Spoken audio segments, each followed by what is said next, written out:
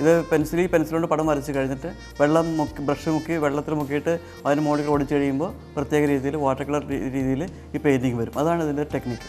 Water colour pencil എന്നതിന് പറയുന്ന പേര്. ഞാനൊരു ലാൻഡ്സ്കേപ്പാണ് ഇപ്പോൾ ചെയ്യുന്നത്.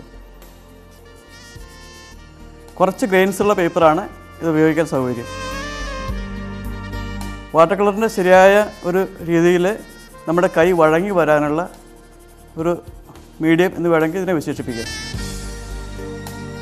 കാരണം നമുക്കൊക്കെ അറിയാം വാട്ടർ കളർ പടം വരച്ചെടുക്കുക വെച്ചാൽ വളരെ കഷ്ടപ്പാടുള്ള ഒരു സംഭവമാണ്. കാരണം അതിൻ്റെ ശരിയായ കളറും ശരിയായ വെള്ളവും ശരിയായ വെള്ളത്തിൻ്റെ ഒഴുക്ക് പേപ്പറിൻ്റെ നനവ് എല്ലാം കൂടിയിട്ടാണ് വാട്ടർ കളറിൻ്റെ ഒരു പിക്ചർ വിജയിപ്പിച്ചെടുക്കുന്നത്. അപ്പോൾ പ്രത്യേകിച്ച് തുടക്കക്കാർക്ക് അതിൻ്റെ ഒരു വെള്ളത്തിൻ്റെ സ്വഭാവം ശരിയായ ഒരു കൺട്രോൾ കിട്ടണമെന്നില്ല. അപ്പോൾ അങ്ങനെ വരുമ്പോൾ പടത്തിന് ആളിൽ കൂടുതൽ പെയിൻറ്റ് ചേർക്കും. അപ്പോൾ വാട്ടർ കളറിൻ്റെ ട്രാൻസ്പെറൻറ്റ് സ്വഭാവം നഷ്ടപ്പെടും. അങ്ങനെയൊക്കെയാണ് വാട്ടർ കളർ സാധാരണ പാളിച്ച് പറ്റുന്നത്. അപ്പോൾ ഈ വെള്ളത്തിൻ്റെ എന്തുമാത്രം അളവ് ബ്രഷിൽ വേണം എന്നുള്ള ഒരു ശരിയായ ഒരു ഐഡിയ കിട്ടാനായിട്ട് ഈ പെൻസിലിൻ്റെ ടെക്നിക്ക് നമുക്ക് ഉപയോഗിക്കാം. വെള്ളം കൂടുതൽ പോകാനും പാടില്ല, കുറഞ്ഞു പോകാനും പാടില്ല. ഒരു ചെറിയൊരു അളവുണ്ട്. ആ അളവ് കൃത്യമായിട്ട് മനസ്സിലാക്കണമെന്നുണ്ടെങ്കിൽ ഇതുപോലുള്ള മീഡിയം ഉപയോഗിച്ചാൽ ശരിയാകും. ഇപ്പോൾ ദൂരെയുള്ള ഒരു കര വരച്ച് ഇനി വളരെ പെട്ടെന്ന് തന്നെ ഒരു തൊട്ട് മുമ്പിലൊരു മരമുണ്ട്. ആ മരത്തിൻ്റെ ഒരു സൈഡ് ബേൺഡ് സിയന്ന.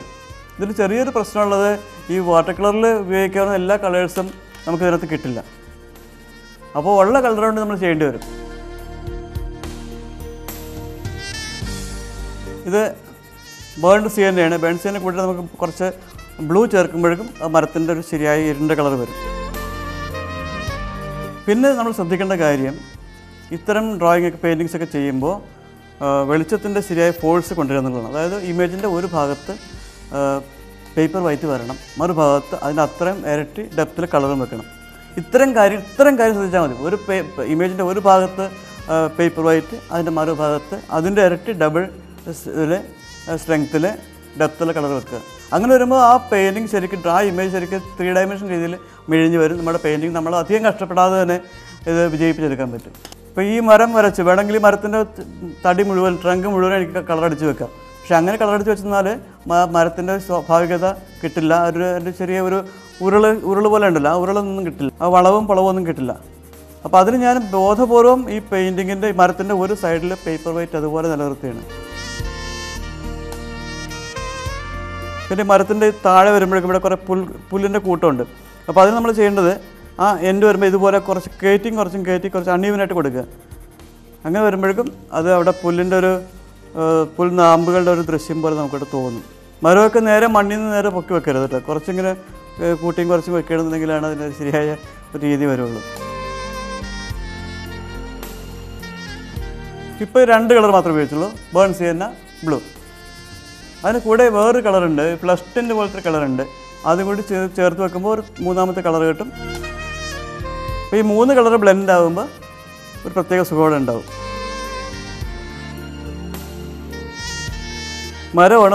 മരം ശരിക്കും ഫ്ലാറ്റായിട്ടൊന്നും അടിച്ചു വെക്കരുത്.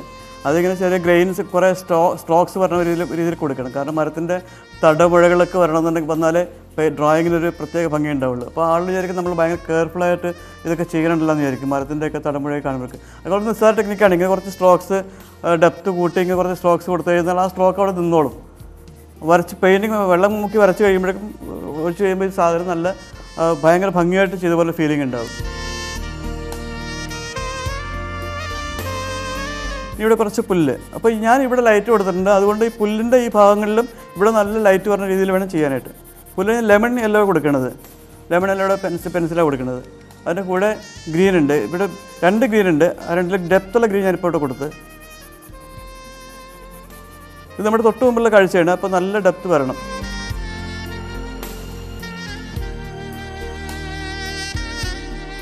ഡെപ്ത് വരുമ്പോഴേക്കും കുറച്ചുകൂടി പെൻസിലിലെ പ്രഷർ കൂട്ടണം. അതുകൂടെ ഒപ്പം തന്നെ ക്ലോസ് ആയിരിക്കണം. ഈ ലൈൻസ് എല്ലാം കുറച്ചും കൂടി അടുപ്പിച്ച് വെക്കണം. ദൂരെ അകത്തി കൊടുക്കരുത്. പിന്നെ ബ്ലൂ കൊടുക്കാം.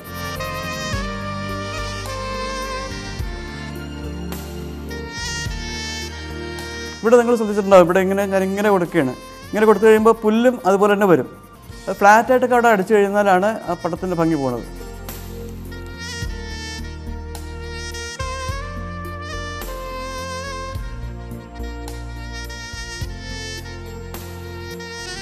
ഇനി കുറച്ച് ബേൺ സീൻ ഇവിടെ കൊടുക്കാൻ കാരണം ഡെപ്ത് വരുത്താനായിട്ടാണ്. പച്ചയ്ക്ക് കുറച്ച് ഡെപ്ത് വരുത്താനായിട്ടാണ് ഇവിടെ ഈ ബേൺ സീൻ കൊടുക്കുന്നത്.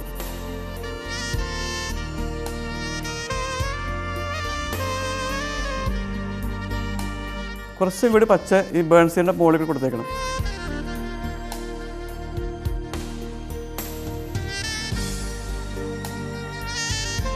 ഇതിൽ വേണമെങ്കിൽ സമയം ഉള്ളവർക്ക് ഒരു ചെറിയൊരു വഞ്ചി കൂടി കൊടുത്താൽ ഒരു ചൈതന്യം ഇവിടെ കിട്ടും. വഞ്ചിയുടെ ബേൺ സീൻ്റെ കളർ കൊണ്ട്. പിന്നെ ഫ്ലഷ് ടിൻ്റ് യെല്ലോ ഓക്കറാണെങ്കിൽ നന്നായിരുന്നു.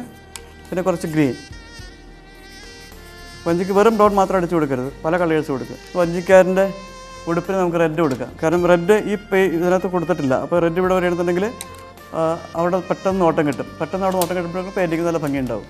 പിന്നെ ആളുടെ തല അതിന് ബ്ലാക്ക്.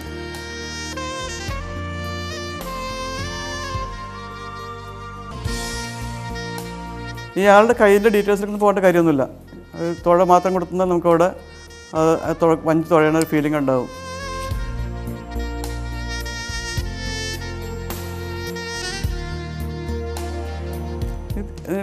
റിഫ്ലക്ഷൻ.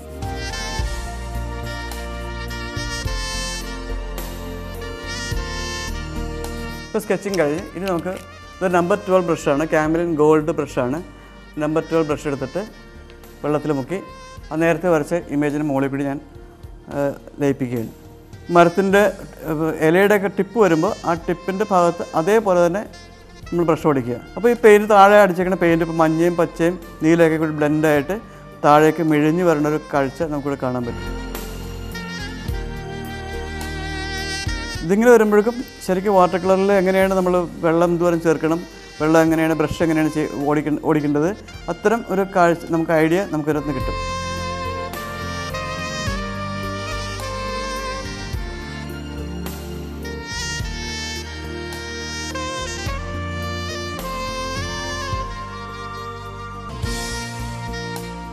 ഇപ്പോൾ ദൂരെയുള്ള കരയായി.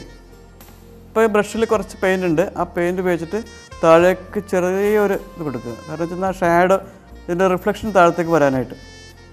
അത് വേണമെന്നില്ല, കാരണം ഇത്രയും ദൂരെയുള്ള കരയിൽ റിഫ്ലക്ഷൻ വരില്ല. എങ്കിലും നമുക്ക് വേണമെങ്കിൽ അങ്ങനെ ചെയ്യാം. ഈ വഞ്ചിക്കാരൻ കണ്ട 3 കളേഴ്സ് ബ്ലെൻഡായി പറഞ്ഞുണ്ടോ.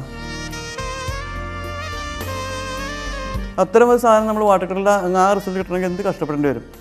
ചിലപ്പോൾ ശരിയാവണമെന്നില്ല. പക്ഷേ ഇതിനകത്ത് വളരെ ഈസി ആയിട്ട് നമുക്ക് ചെയ്യാൻ പറ്റും. ഒരു ചെറിയൊരു പ്രശ്നമുള്ളത് ഇതിൻ്റെ കറക്റ്റ് കളർ നമുക്ക് കിട്ടില്ല എന്നുള്ളതാണ്.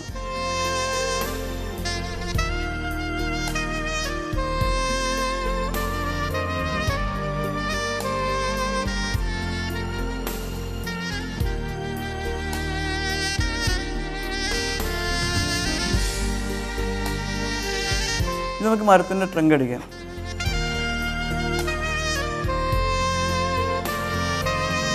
ഞാൻ അത്രയും സ്ട്രോക്ക് പ്രഷർ ചെയ്ത് കൊടുത്തതുകൊണ്ട് മരത്തിൻ്റെ ഒരു പാടുകളൊക്കെ പറഞ്ഞുണ്ടോ.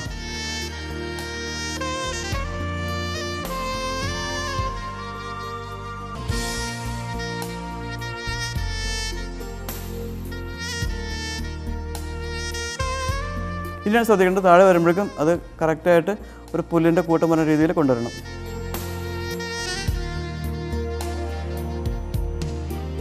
അപ്പോൾ പുല്ല് വന്ന് ഈ മരത്തുമ്പോൾ കയറിയ ഒരു ഫീലിംഗ് ഉണ്ടാവും.